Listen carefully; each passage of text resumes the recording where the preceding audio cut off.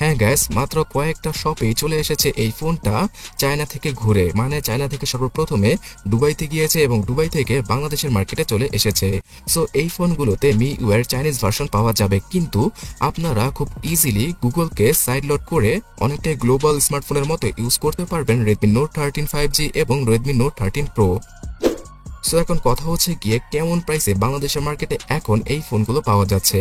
Redmi note 13 5G যার 8 256GB ভেরিয়েন্টের জন্য বর্তমানে 26 থেকে 30 হাজার টাকা দাম চাওয়া হচ্ছে, যেটা কিনা আসলেই অনেক বেশি।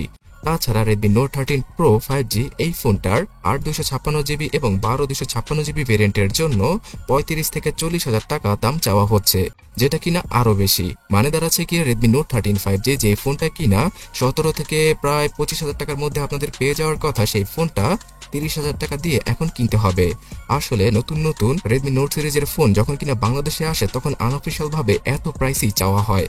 তবে মাত্র কয়েক সপ্তাহ পরে যখন কিনা হাইপটা অনেকটা কমে যায় আর ইন্ডিয়ান মার্কেটে অফিসিয়াল ভাবে এই ফোনগুলো লঞ্চ হয়ে যায়, তখন কিন্তু বাংলাদেশে একদম পানির দামই পাওয়া যায় এই ক্যাটাগরির স্মার্টফোনগুলো, মানে রেডমি নোট সিরিজের স্মার্টফোনগুলো, যেমনটা কিনা আমরা বিগত বছরগুলোতে দেখে আসছি। তাই বন্ধুরা, এই মুহূর্তে রেডমি নোট 13 সিরিজের কোনো স্মার্টফোনকে পারচেস না করে আপনাদের অবশ্যই উচিত হবে আরও 1 মাসের মতো ওয়েট করা। 1 মাস ওয়েট করলে প্রাইস তো কমবেই, এছাড়া এই ফোনগুলোতে যদি কোনো হিটিং ইস্যু অথবা বড় ধরনের কোনো সমস্যার দেখা পাওয়া যায় সেই সম্পর্কেও আপনারা অবগত হয়ে যাবেন। মানে দাঁড়াচ্ছে গিয়ে বাইরের দেশে মানুষ এই ফোনগুলোকে ইউজ করবে এবং তাদের ফিডব্যাক জানাবে, আর সেই ফিডব্যাকগুলো আমি অবশ্যই আপনাদের সাথে শেয়ার করব, সেটা ভালো হোক অথবা খারাপ হোক। তার জন্য এখনই সাবস্ক্রাইব আর ফলো করে রাখুন আমাদের চ্যানেলটিকে।